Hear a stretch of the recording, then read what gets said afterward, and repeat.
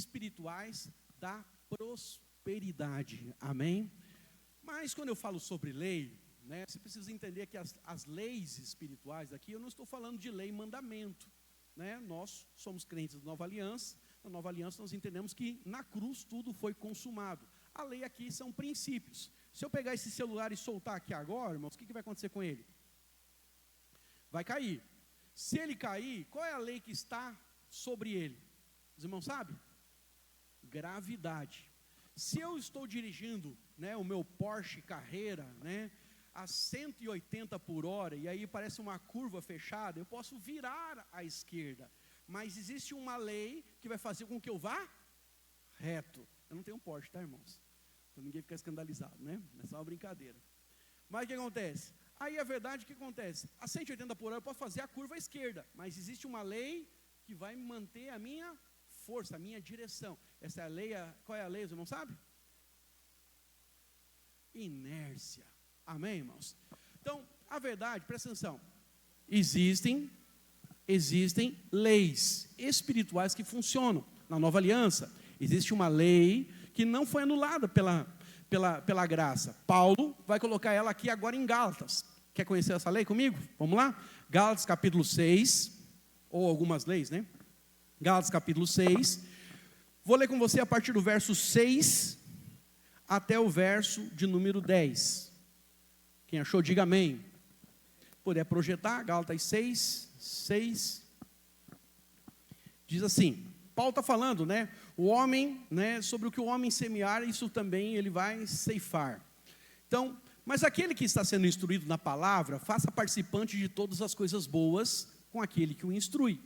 Verso 7, aqui eu quero que você volte a sua atenção, ok? Ele é o versículo chave para nós hoje meditarmos. Não vos enganeis, de Deus não se zomba, pois aquilo que o homem semear, isso também ceifará.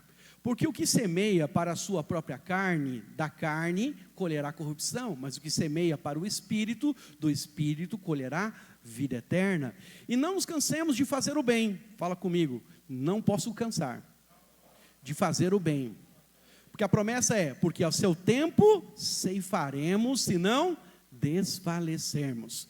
Por isso, enquanto tivermos oportunidade, façamos bem a todos, mas principalmente aos da família da fé.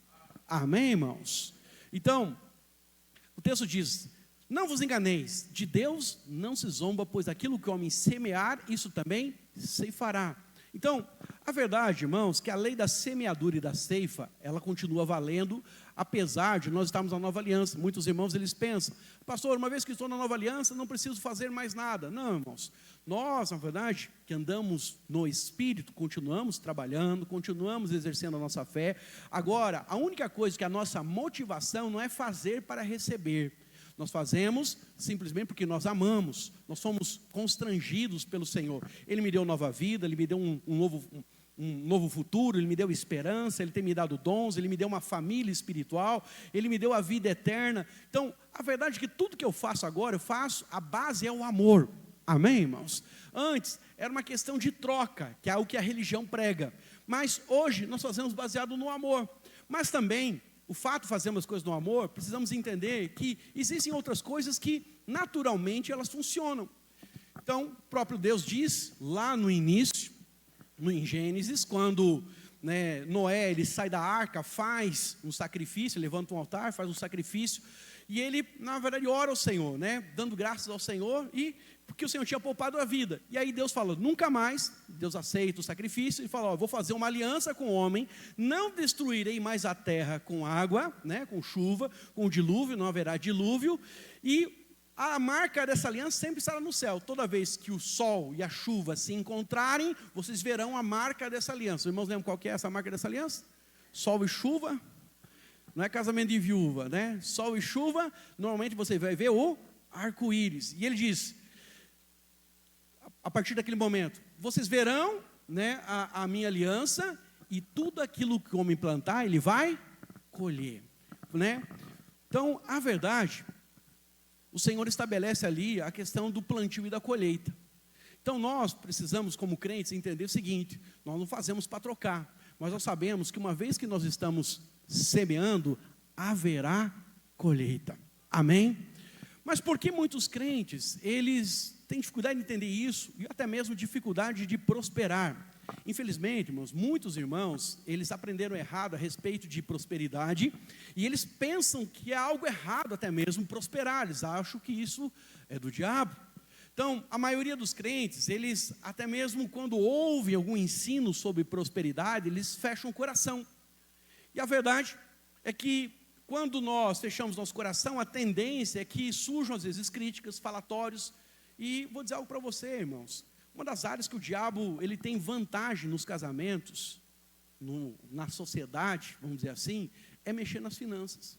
Não sei se você sabe, o que mais traz divórcio, segundo os cartórios brasileiros, né, feito uma pesquisa, o que mais traz divórcio, em 72% dos casos, não é traição, não é incompatibilidade de gênio, é problema nas finanças. Porque deu problema financeiro, briga sobre dinheiro, sabe aquela coisa do casal casado, e eles são sócios, meu dinheiro, seu dinheiro.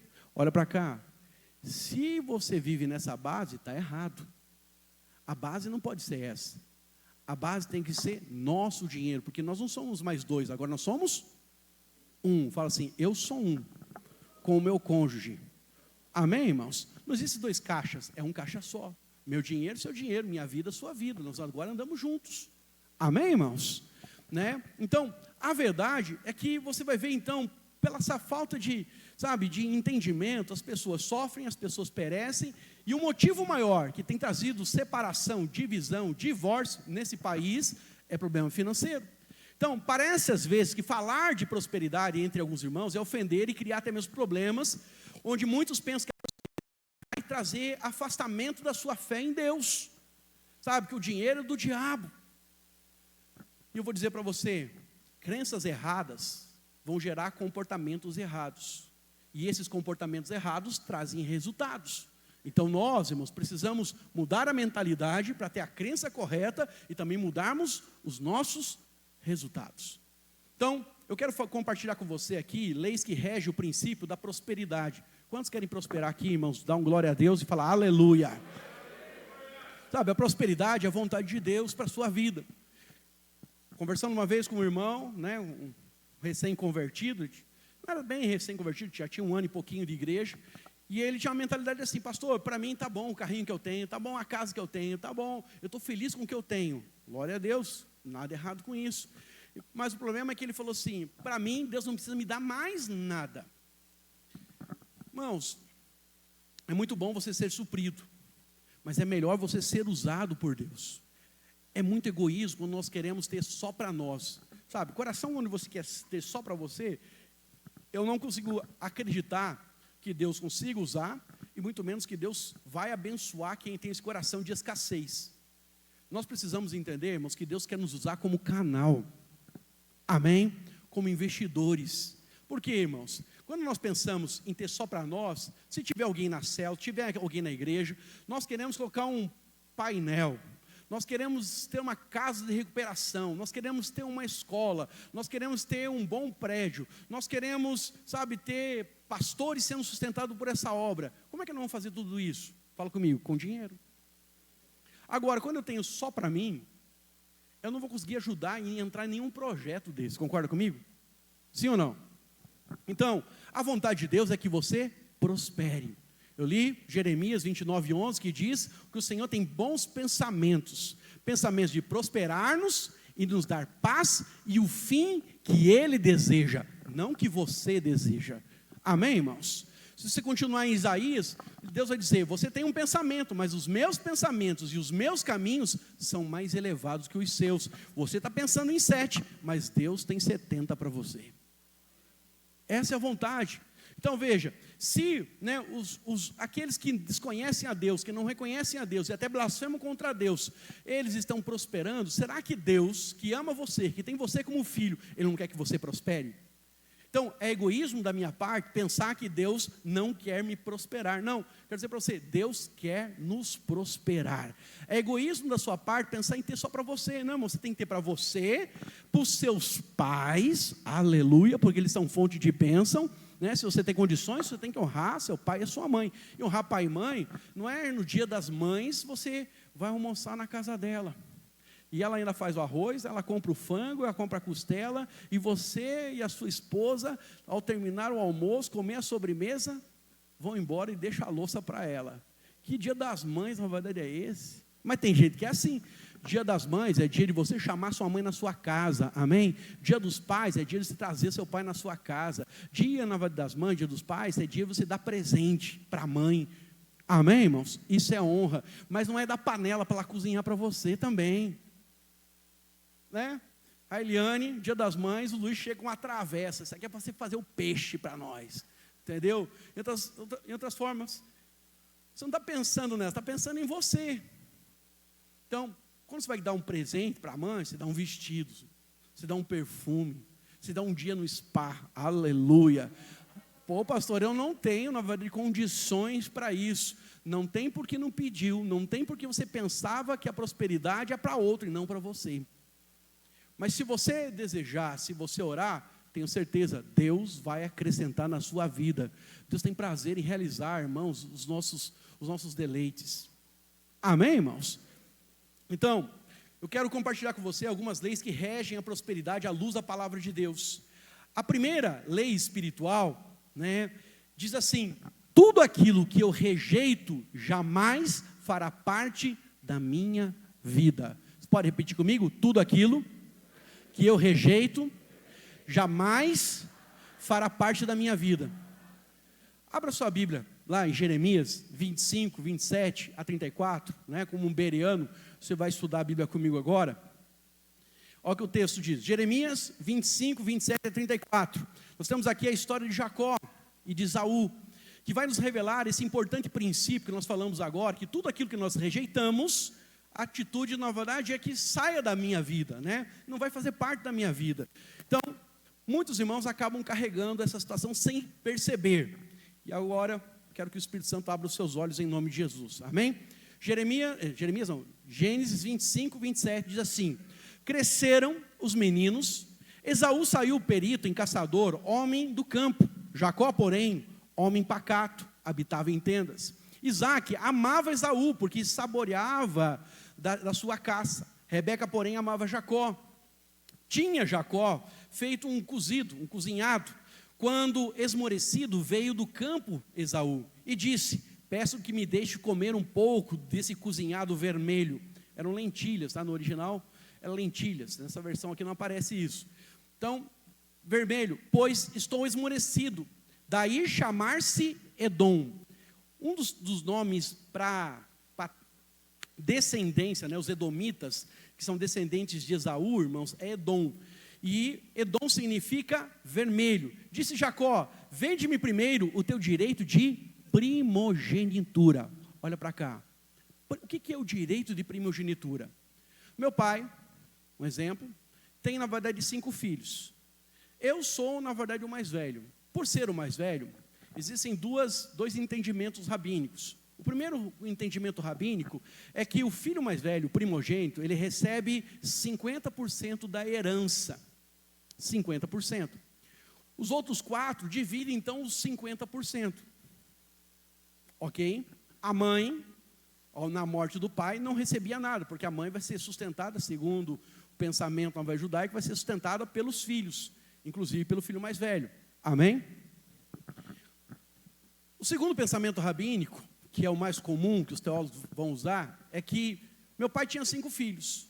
Quando ele morre, eu passo a cuidar da minha mãe, e eu recebo 2 vezes a parte que a mim foi destinada. Então, nós éramos 5, né? Nós vamos dividir, então, a herança do meu pai por 6, 2 partes vão me pertencer, e cada um dos meus irmãos vai receber uma parte. Então, a bênção do primogênito era uma bênção de riqueza, né? De direito. Então, ser primogênito era uma bênção, amém? No caso, Esaú, ele nasceu primeiro, então ele tinha o direito.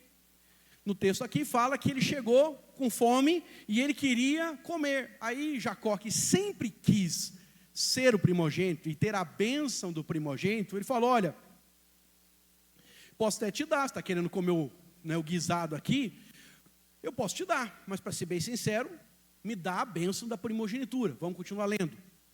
Então, verso 33. Então disse Jacó: jura-me primeiro. E ele jurou e vendeu o seu direito de primogenitura a Jacó. Irmãos, presta atenção. A Bíblia fala para a gente não jurar pelas coisas. Homem de Deus não fica jurando. Porque minha avó, né, minha mãe falava que quem jura é mentiroso. Né? Por quê? Quando você tem que falar, eu juro que aconteceu, é porque a sua palavra não tem peso mais. Concorda comigo? Se mente tanto, engana tanto, que você tem que jurar. Né? Então, mas no caso aqui, ele jurou. E palavras têm poder para a vida e para a morte. Aqui nesse texto aqui, nós encontramos também uma outra realidade. Ele fez um acordo. Então a palavra de um homem tinha muito valor. Hoje, infelizmente, não tem valor, mas não deveria ser assim. E aí, então, isso foi aceito. Então, verso 34 diz: deu, pois, Jacó a Esaú pão e cozinhado de lentilhas. Ele comeu e bebeu, levantou-se e saiu. Assim, olha o que a Bíblia diz: assim desprezou Esaú o seu direito de primogenitura. Repito para você, tudo aquilo que eu rejeito, jamais fará parte da minha vida. Não sei se você pode entender, pode ter revelação disso, mas aqui nós temos a maior promessa, né, a maior promessa de Deus acontecendo em Gênesis, quando Deus fala para Abraão que ele seria pai de nações, que ele iria enriquecê-lo, e aqueles que amaldiçoassem ele seriam amaldiçoados, aqueles que abençoassem Abraão e a sua família seriam abençoados. Nós oramos por Israel, irmãos, para sermos também nós abençoados. Isso é um peso espiritual, mas hoje também precisamos lembrar que nós somos Israel também. Então, quando alguém joga a praga num crente, quer dizer para você, se joga a maldição volta. Por isso nós estamos agora debaixo do sangue do Cordeiro. Não existe mais praga, não existe mais maldição que prospere sobre a nossa vida, porque nós temos uma aliança, nós somos filhos de Abraão. Você consegue entender? Você é filho de Abraão. Por quê, pastor? Eu não sou judeu, não nasci em Israel, minha família nem vem de lá. Diz algo para você. Espiritualmente, todos nós nos tornamos. Porque Abraão gerou 14 gerações, chegou a Davi. Davi gerou 14 gerações, chegou a Jesus. Jesus morreu na cruz, e o seu sangue agora está sobre as nossas vidas. Nós temos uma aliança agora com Jesus. Logo somos filhos de Davi, logo somos filhos de Abraão por meio de uma aliança, porque numa aliança, tudo que é seu passa a ser meu, e agora nós somos um. Amém, irmãos? Está claro isso para você? Quando fala, né, no Novo Testamento, que a bênção que estava sobre Abraão está sobre nós, agora você entende o que o autor está dizendo, que as mesmas prerrogativas que Abraão tinha, também estão sobre nós, por causa de Cristo. Amém? Deus tinha um compromisso com Abraão, agora tem um compromisso com você, por causa de Cristo. Amém?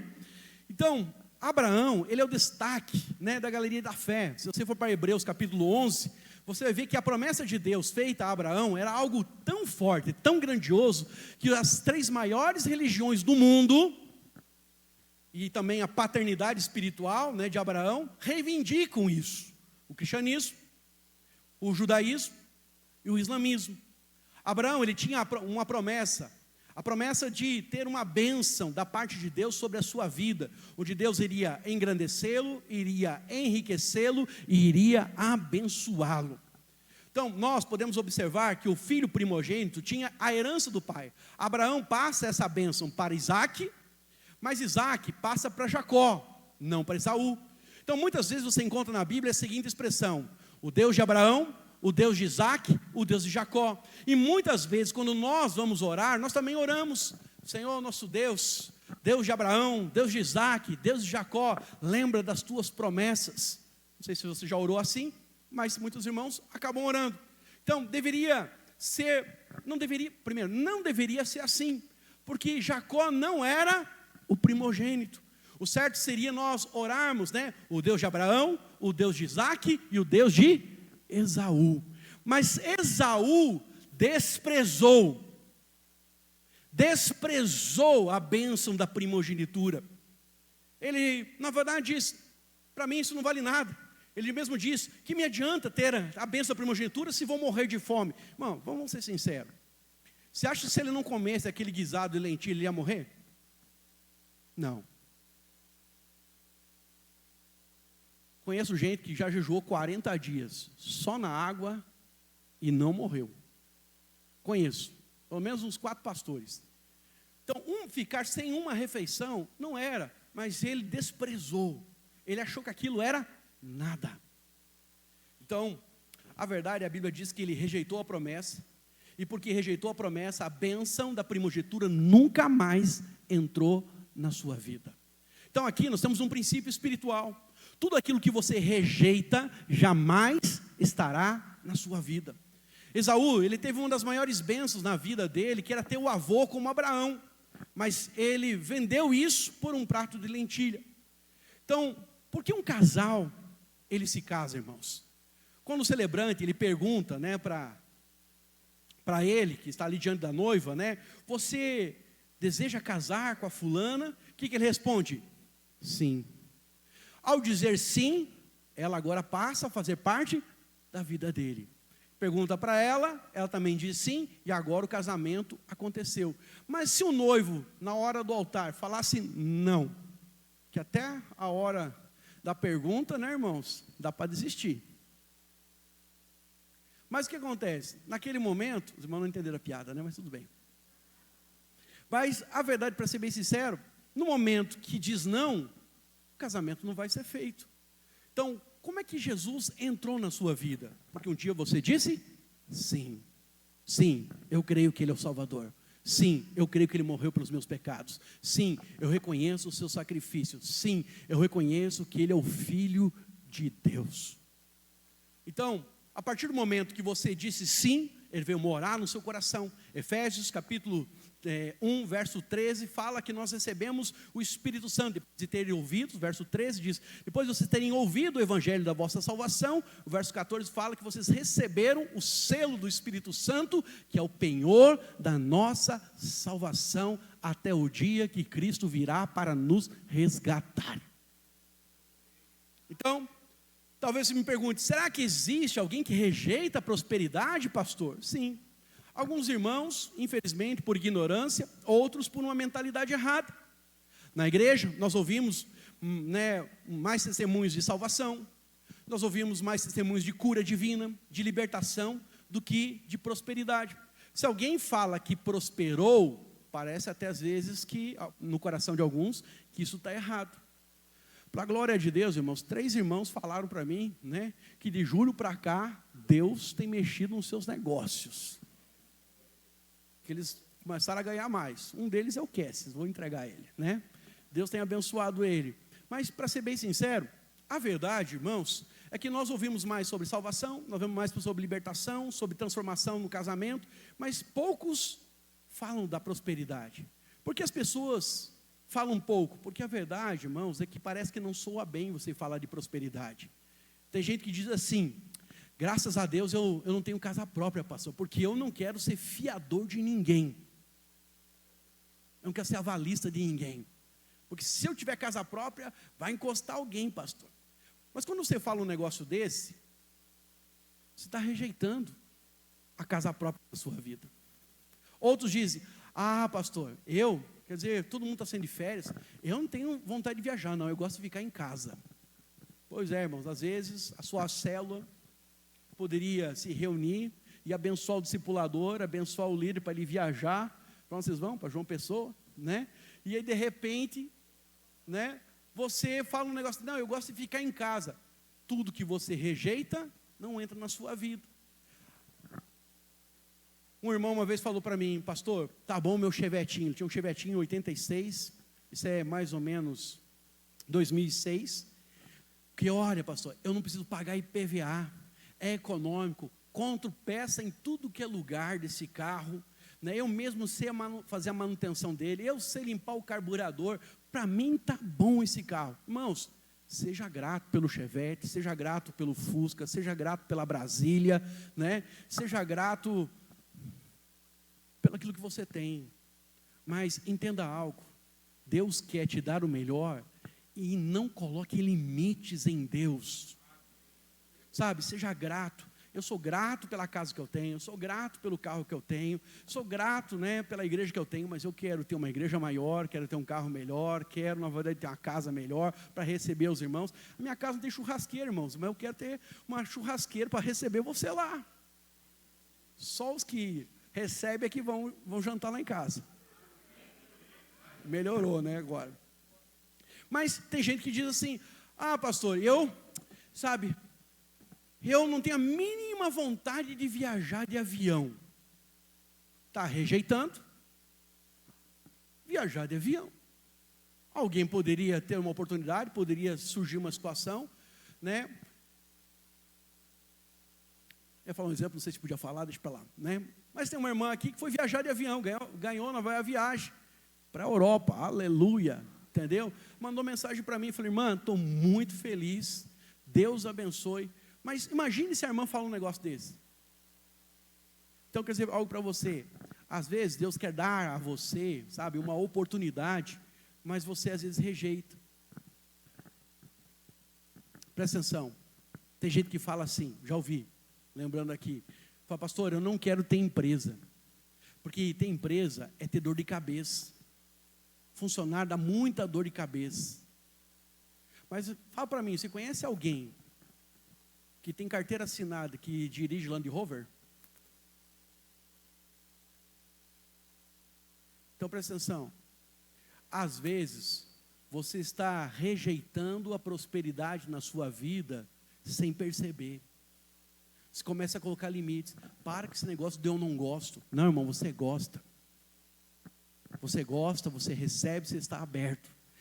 Pastor, se eu ganhar uma Land Rover, ou se Deus me abençoar, eu tenho medo do IPVA. Irmãos, o Deus que dá a Land Rover, o Deus que te dá a empresa, o Deus que te dá a viagem, Ele vai dar também os demais recursos para sustentar o sonho. Mas a mentalidade faz com que às vezes você tenha medo de ousar. Põe a mão na cabeça do seu irmão, fala assim, sai dele agora em nome de Jesus. Estou brincando. Olha para cá, estou brincando. Mas põe algo no seu coração, filho. Sabe, essa mentalidade tem que sair. Porque muitas vezes você está impedindo Deus de te abençoar, porque você mesmo diz, eu não quero, eu jamais, pastor, queria isso na minha vida. Então, a consequência é que aquilo que você rejeita não vai entrar na sua vida. Amém ou misericórdia, irmãos? Amém ou misericórdia? Misericórdia, né, irmão? Então, às vezes, eu vejo essa atitude na vida de algumas pessoas, né, frequentando reuniões, conversando com alguns irmãos. Então, eu já percebi, né, que às vezes, há pessoas que elas recebem com facilidade apelo para libertação. Falou, na verdade, que, né, vou morar aqui por libertação, numa área da sua vida, vem para frente. Né, vem para a cadeira da bênção, a pessoa vem. Outros, cura, você precisa de cura? Vem para frente, vou orar por você, a pessoa recebe. Mas, quando fala de prosperidade, a pessoa meio que, tipo assim, congela. Nós não podemos ser assim, irmãos. Tudo que Deus tem para as nossas vidas, nós queremos. E uma das coisas que Ele tem para as nossas vidas é prosperidade. Esse ano 2025 você viveu numa medida, mas o que Deus tem para você é outra medida em 2026. Amém? Então, oração para a família, você responde. Oração para a prosperidade, para crescer, para avançar, para conquistar, para Deus colocar negócio na sua mão, para multiplicação. Irmãos, você também precisa aceitar. Então, a Bíblia nos fala de uma forma muito clara, né, que nós precisamos, sabe, ser ávidos em semear, em plantar. Projeta para mim, por favor, Eclesiastes capítulo 11, verso 4, né, onde, sabe, muitas vezes aqui Salomão está falando sobre a questão da pessoa ficar, sabe, sempre pensativo, sempre pensando se vai fazer, e tem um resultado. Olha o que o texto diz: quem somente observa o vento nunca semeará. O que olha para as nuvens nunca cegará. Então, irmão, você não pode ficar na dúvida. Você precisa ser um homem que anda por fé. Você tem a oportunidade de semear? Semeia. Tem a oportunidade de plantar? Planta. Amém? Por quê? Porque quem se esconde na hora da semeadura não será encontrado na hora da colheita. Então é possível que muitas coisas ainda não entraram na sua vida, porque de alguma forma você está rejeitando ela na sua vida. Então você tem que abrir o seu coração para Deus e dar as boas-vindas e dizer: Senhor, o que o Senhor tem de prosperidade para mim nesse novo ano, o ano da multiplicação? Acrescenta. Senhor, remove todos os paradigmas, dá um coração ensinável, dá um coração sábio, pois eu quero prosperar. Irmãos, alegre-se em Deus na hora de ofertar, abra o seu coração na hora de receber o melhor de Deus. Então, para muitas pessoas, na hora que fala, na verdade, do dízimo, na hora que fala da oferta, o irmão ele não responde com fé, ele não crê, ele acha que é só um momento de nós sustentarmos. Irmãos, glória a Deus pela sua vida, mas quer dizer algo para você, há algo maior do que isso. Sabe, é importante que se dizime, oferta, porque é como nós pagamos aluguel, é como os irmãos me abençoam dando o meu sustento e do Paulo, é como nós fazemos tudo que precisamos ser feito para que a igreja avance. E glória a Deus, porque nós temos tido irmãos que são colunas nessa igreja, amém, irmãos? Mas você não pode fazer só porque é o certo, você precisa fazer isso em fé, porque Deus tem bênçãos para você, meu irmão. Sabe, eu fazia, agora um testemunho meu, eu fazia as coisas porque eu aprendi com a minha mãe. Minha mãe, ela sempre foi xiita com a questão, né, do dízimo. Então, desde os meus 14 para 15 anos, quando eu arranjei meu primeiro emprego, minha mãe era aquela: cadê o dinheiro? Dia 5, cadê o dinheiro? Né? Está aqui teu envelope, trouxe para você, entrega lá.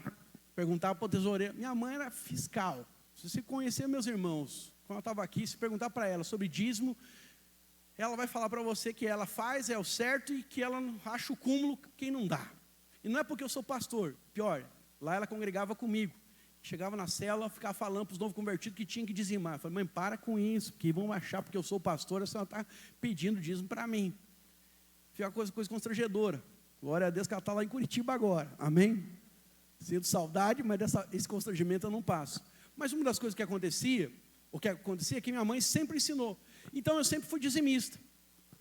Virei pastor, fui ordenado, né, consagrado, os primeiros anos da igreja, dízimo. Mas na hora da oferta, eu encolhia a mão.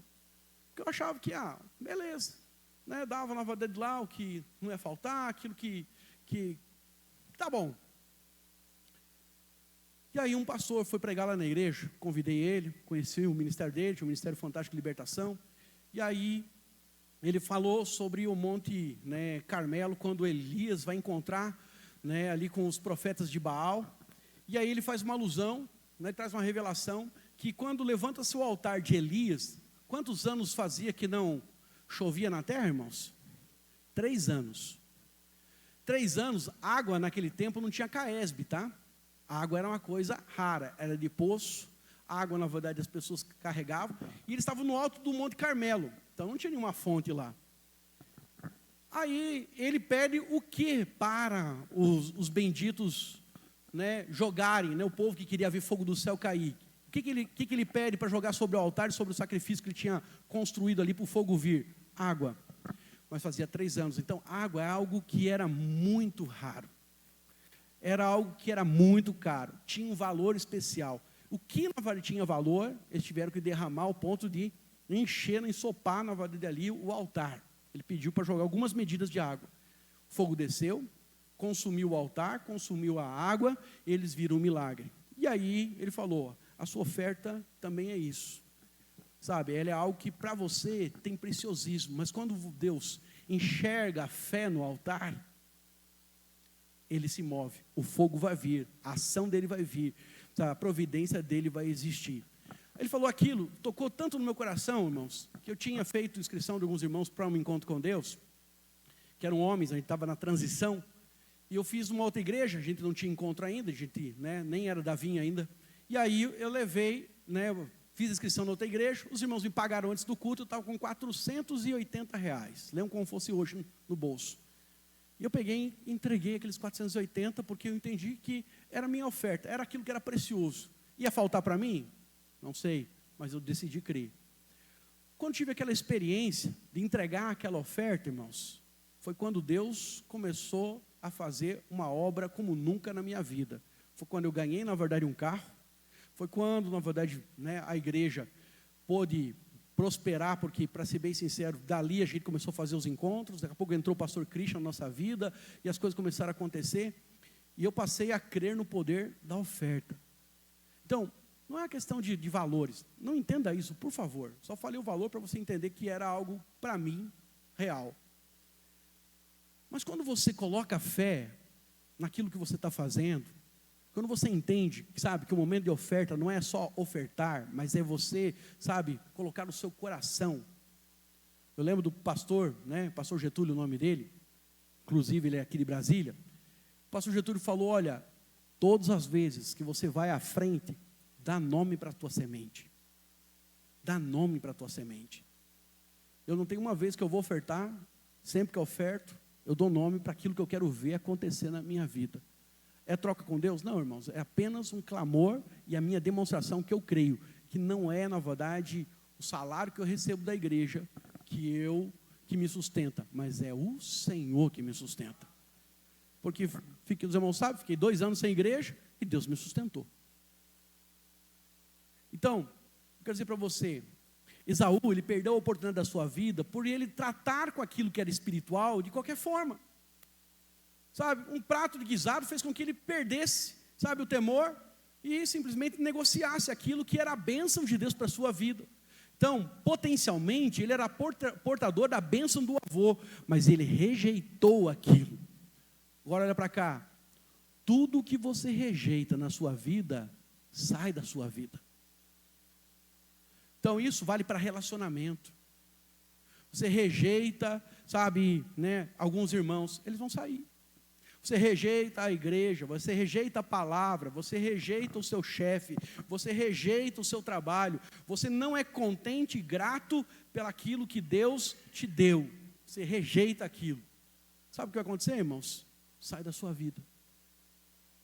Então, a verdade é que nós precisamos aceitar aquilo que Deus tem dado. É pouco, às vezes, é pouco, mas sejamos gratos. Porque a gratidão tem poder de trazer multiplicação. Quando rejeitamos, nós estamos dizendo não para aquilo que Deus está nos dando. Mas quando nós somos gratos, nós estamos atraindo favor sobre as nossas vidas. A segunda lei espiritual diz, tudo o que eu critico sairá da minha vida. Números 13, 31 a 32, projeta para mim. Números 13, 31, 32, nos mostra que a crítica também é um inimigo da prosperidade. Ou seja, quando você tem uma visão negativa acerca de algo que Deus lhe dá, em algum momento Deus também vai remover isso da sua vida. Então olha o que o texto diz, presta atenção, 31, 13, 31. Porém, os homens com que ele tinham subido disseram, não podemos subir contra aquele povo, porque é forte demais, mais forte do que nós. Aqui nós temos os 10 espias trazendo o relatório. Caleb e Josué falaram que a terra era boa, mas os 10 espias tiveram uma opinião contrária, e eles passam a criticar, né? Verso 32, olha o que diz, e diante dos filhos de Israel, diante de todo o povo, diz o texto, infamaram. O que é infamar, irmãos? Falar mal, criticar. A terra que haviam espiado, dizendo, a terra pelo meio por qual passamos a espiar é terra que devora os seus moradores, e todo o povo que vimos nela são homens de grande estatura. O que nós estamos vendo aqui? Um povo que saiu do Egito debaixo de uma promessa. Aqui não era Israel ainda, são os hebreus, né? Eles tinham, né, uma promessa da parte do Senhor que Deus levaria eles para uma terra que manaria leite e mel. Prosperidade, fala comigo, prosperidade. Então eles tinham uma promessa de prosperidade, para uma terra onde eles não seriam mais escravos, não seriam mais, né, subjugados, eles teriam liberdade, eles comeriam do melhor, fartariam do melhor, Deus abençoaria eles naquela terra e eles seriam donos daquela terra. Então Deus colocou eles então diante dessa promessa. Ao invés de dar boas-vindas de coração grato, eles criticavam tudo que Deus enviava na vida deles. E veja qual foi a consequência. Aí nós temos a revolta, capítulo 14, projeto para mim, por favor, irmão. Números 14, versos 22 a 24. Olha o que o texto diz: nenhum dos homens que tendo visto a minha glória, Deus falando, e os prodígios que fiz no Egito, no deserto, todavia me puseram à prova já 10 vezes, e não obedeceram a minha voz, nenhum deles verá a terra com juramento que prometi a seus pais. Sim, nenhum daqueles que me desprezaram verá. Porém, o meu servo Caleb, visto que nele houve o que, irmãos? Outro espírito. Fala assim: eu preciso ter outro espírito. Sabe, ele perseverou em seguir-me. Eu farei entrar a terra que espiou, e a sua descendência a possuirá. Então, o povo teve sede. Deus deu água para aquele povo, quando eles estavam reclamando. O povo teve fome, Deus enviou maná. Passou, na verdade, um tempo, o povo começou a reclamar do maná, dizendo que aquilo era desprezível, e agora eles queriam carne. Então Deus enviou aquele povo que queria carne, que estava reclamando porque não tinha carne, Deus envia, na verdade, carne para eles. Tudo que Deus fazia pelo povo, o povo, além de não ter um coração grato, agradecer, eles criticavam. E sabe qual foi o resultado? Eles perderam o que já era deles. Há bênçãos, há promessas de Deus que vão se cumprir na sua vida. Ah, meu irmão, deixa eu falar algo para você, com todo amor e carinho. Se você pudesse olhar daqui 5 anos, o que Deus vai fazer na sua vida. Queria que você pudesse ter, sabe, um relance de saber como que você vai estar daqui 3, 4, 5 anos, 10 anos. Irmãos, há um futuro de bênção, há um futuro de paz, há pensamentos bons ao nosso respeito. Deus tem os nossos melhores dias à nossa frente. Mas, quer dizer algo para você, infelizmente, este povo aqui perdeu o que era deles, todas aquelas bênçãos, sabe, saíram da vida do povo. Por quê?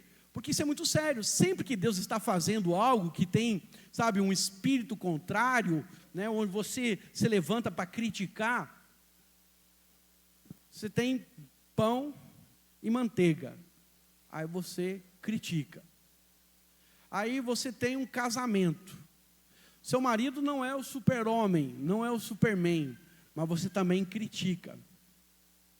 Falei aqui brincando uma vez para os irmãos, mas é uma verdade, né? Eu ouvi isso, e eu entendo que seja uma verdade. Quando você critica demais o seu cônjuge, você está provocando algo, sabia? Você está reclamando que ele ou ela não é tudo aquilo que você queria, mas acredite em mim, ele e ela é bem mais do que você merecia. Fala a Deus, né? Porque, irmãos, nós entendemos claramente, irmãos, que ninguém é perfeito. Sabe, casamento não é para você ser feliz. Casamento é Cristo e a igreja. Nós estamos na vida um do outro para fazer o outro feliz. Quando você decide, pegar um exemplo, não conheço a realidade do Danilo e da Adri, né? Mas quando a Adri se preocupa em fazer o Danilo feliz, ele feliz, vai servi-la, vai amá-la, vai protegê-la, vai trabalhar mais, vai querer realizar os sonhos dela. Quando o Danilo deseja fazer ela feliz, a Adri também se abre, serve, faz a melhor comida, né? Em vez de fazer frango, vai fazer posta de lagarto, né? Com bacon recheado, ao molho madeira. Sabe, irmãos, quando você está preocupado em fazer o outro feliz, quando você é grato pelo outro, tudo melhora na sua vida, sabia? O problema é que a gente critica. Quem critica, afasta. Quem critica, sabe, está tirando a sua vida. Então, pastor, mas ela isso, ele isso, vai criticando. Infelizmente, em nome de Jesus está amarrado, só estou dando um exemplo. Mas e se ele sair? E se ela sair? Presta atenção. Você acha que na verdade ninguém quer o chinelo velho que você está jogando fora. Mano, tem gente que está orando para agarrar o chinelo velho que você está desprezando. Não que ele queira aquela pessoa, mas tem gente que vai, você não quer? Deus vai dar para outro. É uma lei espiritual. Consegue entender? Então, e todas as vezes que você critica, aí vamos entrar na nova aliança. Toda vez que você critica, vou pegar agora o Luiz Eliane. O Luiz critica a Eliane critica o Luiz. Qual o espírito que está neles, irmãos? Justiça? Por que você critica? Porque você não acha que você era digno, se merecia mais. Eu merecia uma mulher melhor, merecia um marido melhor. Não é isso, irmãos? Você acha que está recebendo menos. Irmãos, entrou na justiça própria, o favor é removido. Agora, você quer ter favor na sua vida? Vou perguntar mais uma vez, você quer ter favor na sua vida? Quem quer ter favor, aprende a ser grato. Porque a gratidão é a humildade, dizer, eu não merecia tanto. Quando o Luiz olha para a Eliane e fala, nossa, eu não merecia a mulher que eu tenho. E não merecia mesmo, né? Quando a Eliane ora na verdade para o Luiz e fala assim, hoje eu não mereço o marido que eu tenho. E não merecia mesmo, porque não merecia a morte, irmãos. Não merecia a maldição. Mas Deus deu a ele e a ela um novo espírito, deu um futuro, deu a eles agora esperança. Amém, irmãos? Então, quando nós olhamos com gratidão, sabe o que acontece, irmãos? A verdade é que nós vamos encontrar favor. Favor vem com a gratidão. A gratidão abre portas. A ingratidão, a crítica, a rejeição, fecha portas. Está claro isso para os irmãos? Então, eu sei que a maioria de nós não foi treinado para elogiar, nem para agradecer. Mas, irmãos, a verdade é que nós precisamos aprender a viver agora na nova aliança, onde nós temos um coração grato. Um coração onde nós elogiamos, onde nós reconhecemos que não merecíamos tanto. Devemos sonhar com mais, mas aquilo que temos recebido, somos gratos para que Deus possa trazer mais e acrescentar mais sobre as nossas vidas. Então, não fale mal daquilo que Deus deu a você. Não infame as promessas que Deus deu à sua vida. Não infame aquilo que o Senhor já te deu por herança e por posse. Tem gente que reclama até mesmo dos cabelos. Já viu? Irmã, aqui tem cabelo liso, queria ter cabelo cacheado. Aqui tem cabelo cacheado, casamento você vê essa loucura, não é assim? No casamento, a irmã que tem cabelo liso, ela quer enrolar. Chegou na hora do casamento, a que tem cabelo enrolado, quer alisar. Tem gente que não gosta do seu cabelo. Pois é, irmão, o dia que ficar careca, que nem o Hamilton ali, aleluia, você vai valorizar. Então, presta atenção, sabe o que Deus faz com o coração ingrato? Deus, na verdade, remove aquilo que está te incomodando e entrega para outro. Sabe, a promessa que é para você, no caso de Esaú, era para ele. Mas Jacó queria tanto, que Deus diz, preferi a Jacó e desprezei a Esaú. Não é isso que está lá em Gênesis? Então, você não vai ver alguém que vive criticando, sabe, prosperando. Você não vai ver alguém que tem uma mentalidade negativa, que fica infamando, avançando. Então, por causa da crítica, muita gente perde o emprego. Por causa do coração crítico. Não, é só assim, pastor. Deus me deu um dom, que é enxergar os defeitos na vida dos outros. Rápido, né? Pois é, você é cheio de vaidade, cheio de orgulho, e você tem orgulho do que deveria se envergonhar, para ser bem sincero. Por quê, querido? Porque a verdade, irmãos, quem critica gente, perde relacionamentos. Quem critica casamento, perde o casamento. Quem critica, sabe, as oportunidades, não vai entrar nessas oportunidades. Até tem gente que critica presente e perde presente. Sabia disso? Tinha um pastor, esse, né, não está mais entre nós, né?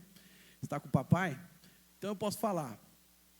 O pastor, na verdade, ele queria um Mac. E nada errado querer um Mac.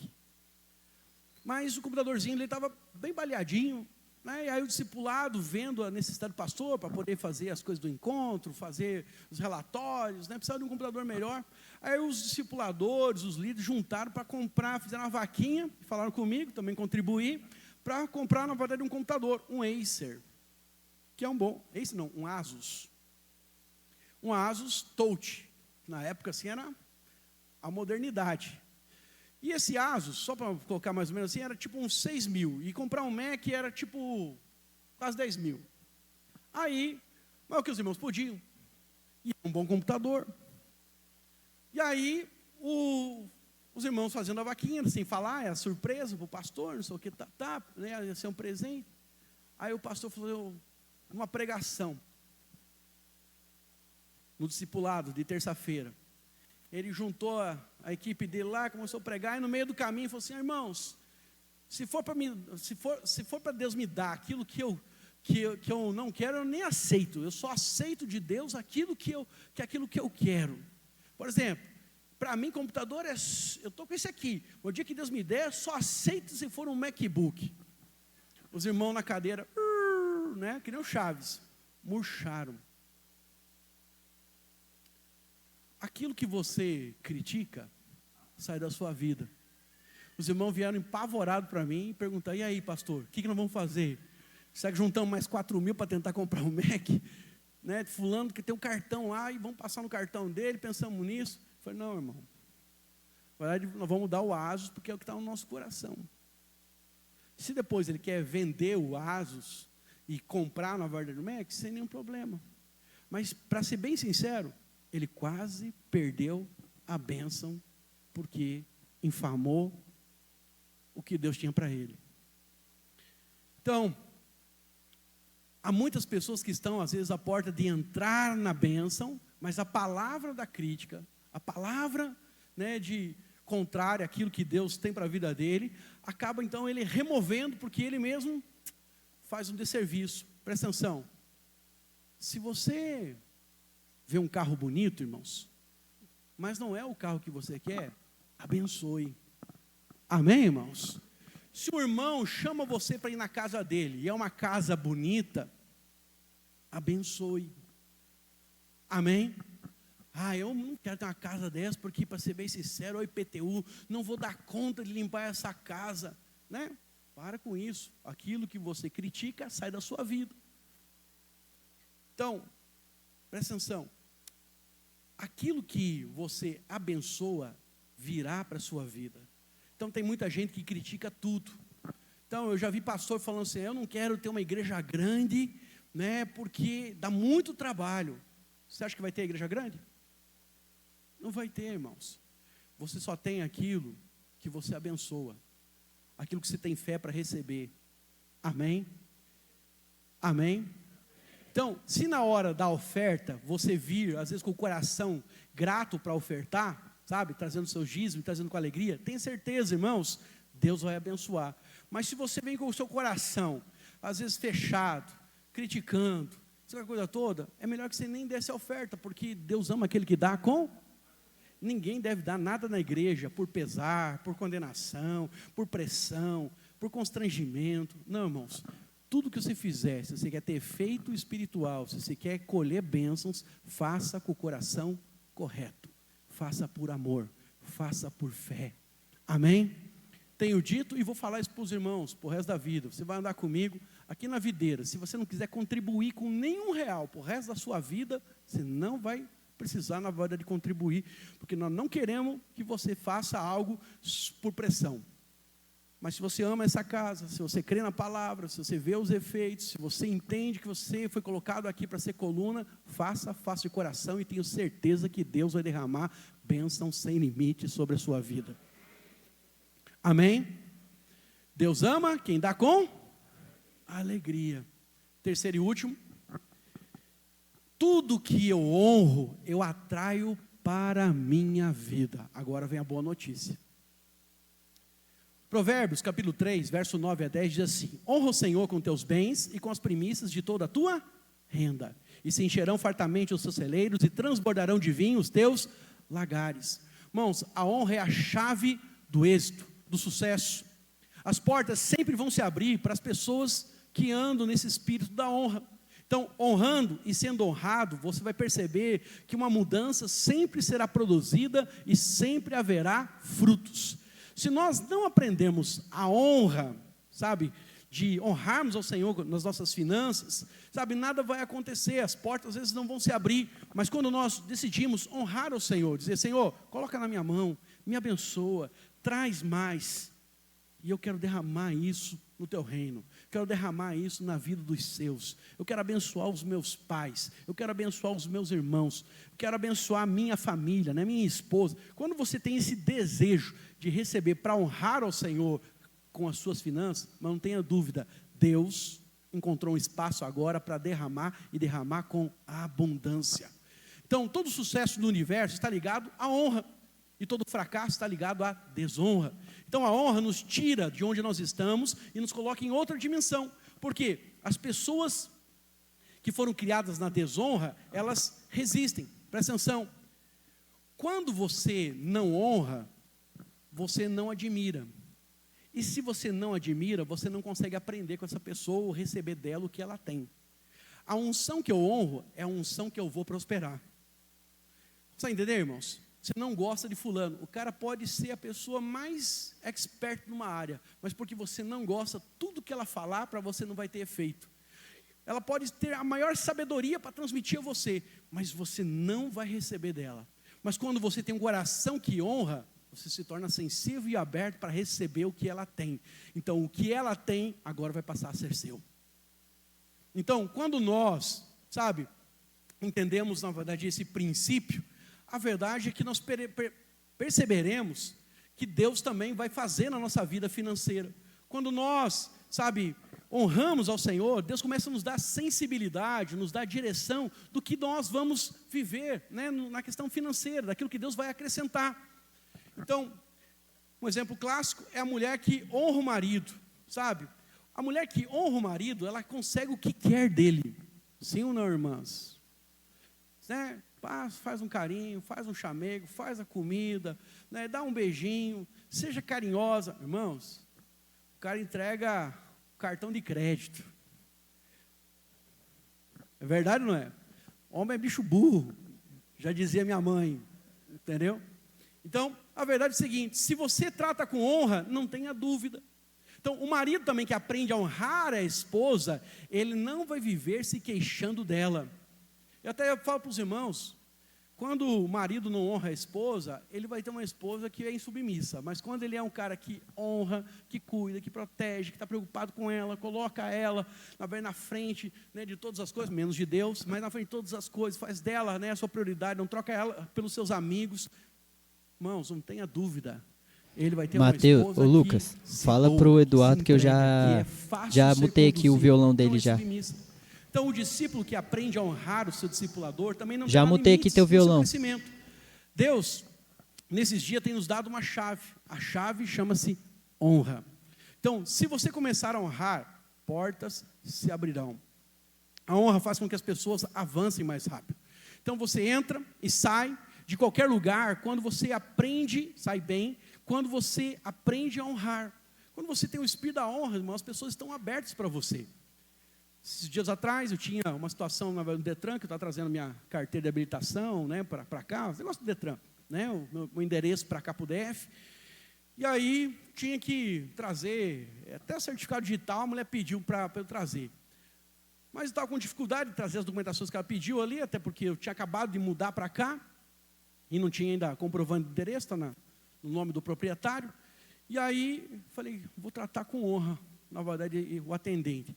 Cheguei, sentei e falei, ô amigo, tudo bem? Meu nome é Hermes, estou aqui há 45 dias, preciso trazer, né, meus documentos para cá, e eu sei que só você pode me ajudar.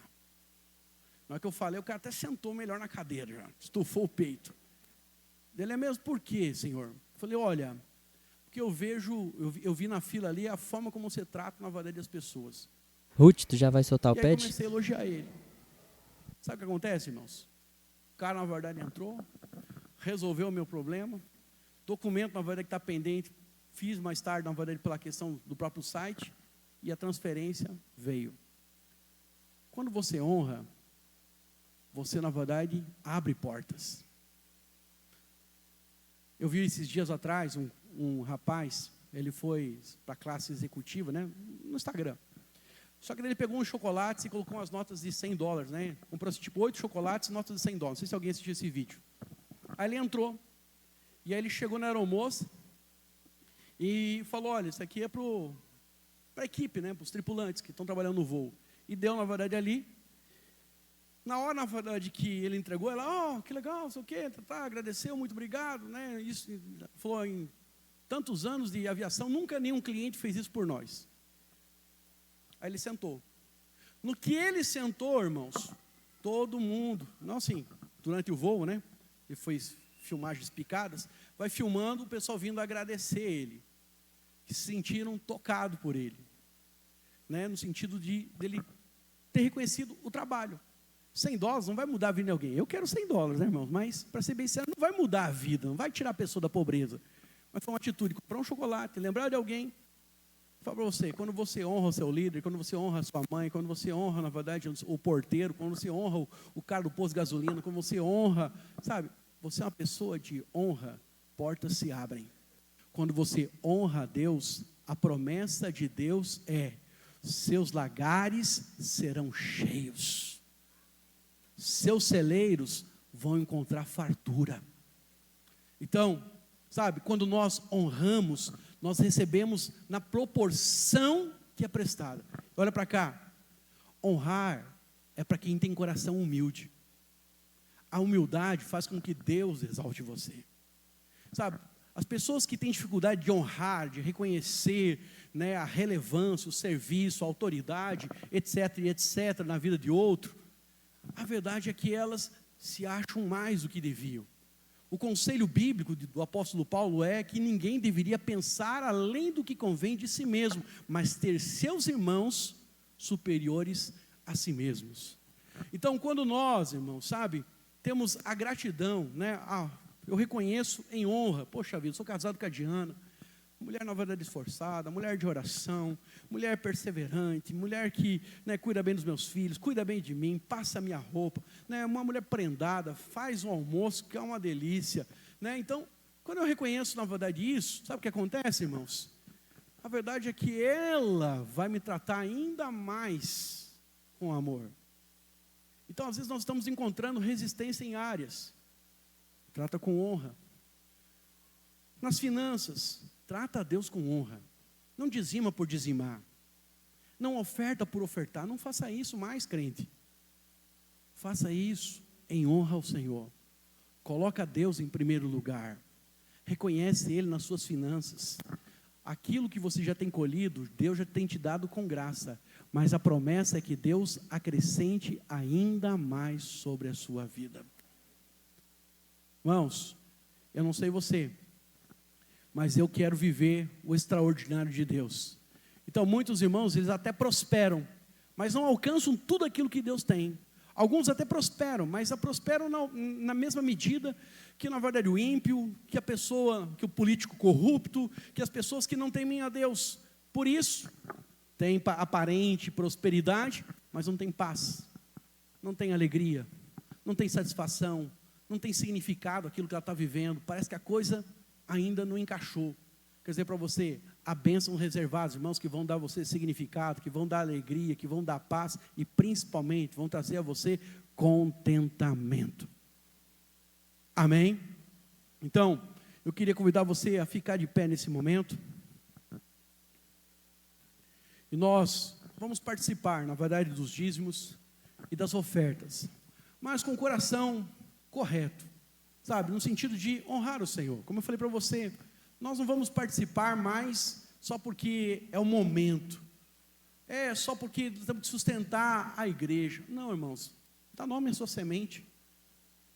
Não rejeita, na verdade, esse momento. Ele é tão espiritual como todos os demais. O texto diz: honra o Senhor com teus bens e com as primícias de toda a tua renda, e se encherão fartamente os teus celeiros, e transbordarão de vinho os teus lagares. O raciocínio é: se eu honro o meu cônjuge com carinho, eu vou colher uma esposa, um marido carinhoso e atencioso. Se eu honro os meus pais com respeito, com obediência, eu vou colher vida longa e bênção sobre a minha vida. Se eu honro o meu patrão, eu vou receber uma unção de empreendedorismo, porque eu vou aprender com ele, porque o meu coração vai estar aberto para ele, então eu vou ver como ele faz, e logo Deus confiará também a mim oportunidades de ter o meu negócio. Então, se eu honrar a Deus com os meus bens e com as primícias, eu vou colher celeiros fartos, porque essa é a promessa de Deus. Lagares transbordantes, porque esse é o acordo que Deus quer fazer com você. Faça as coisas por amor. Reconheça que Ele é a fonte. Reconheça que Ele é o primeiro. Sabe, irmãos, se você honra a Deus com as suas finanças, você atrai a bênção de Deus, porque a sua fidelidade, o seu coração grato, o seu coração generoso, o seu coração voluntarioso, abre espaço para que Deus confie mais.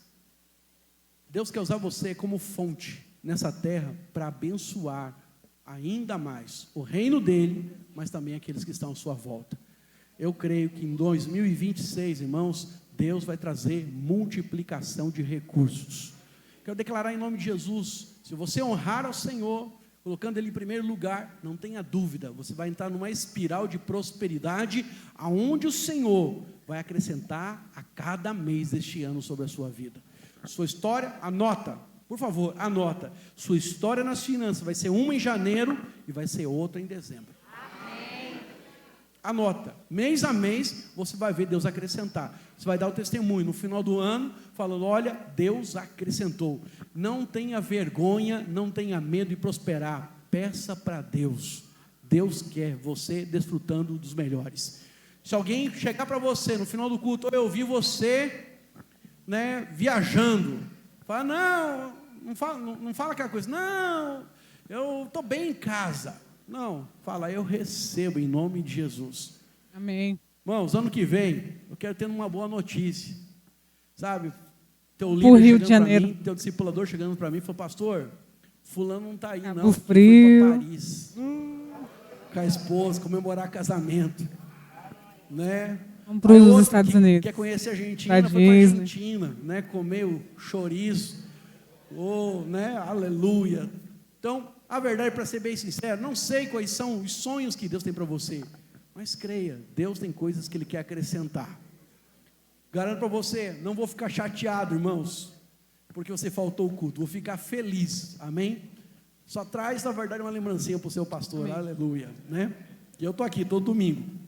Então, honre o Senhor, Deus vai acrescentar sobre a sua vida, amém? Então, você que tem seu dízimo, você que tem a sua oferta, sai do seu lugar, traz aqui nesse momento, você que é dizimista, permaneça aqui à frente, amém? E eu quero orar pela sua vida em nome de Jesus. Por onde for a tua bênção, me seguirá. Onde eu colocar as minhas mãos, prosperará. A minha entrada, a minha saída, bendita será, pois sobre mim há uma promessa. Prosperarei, transbordarei. Os meus celeiros fartamente se encherão. A minha casa terá sempre tua provisão. Onde eu puser a planta dos meus pés, possuirei, pois sobre mim há uma promessa.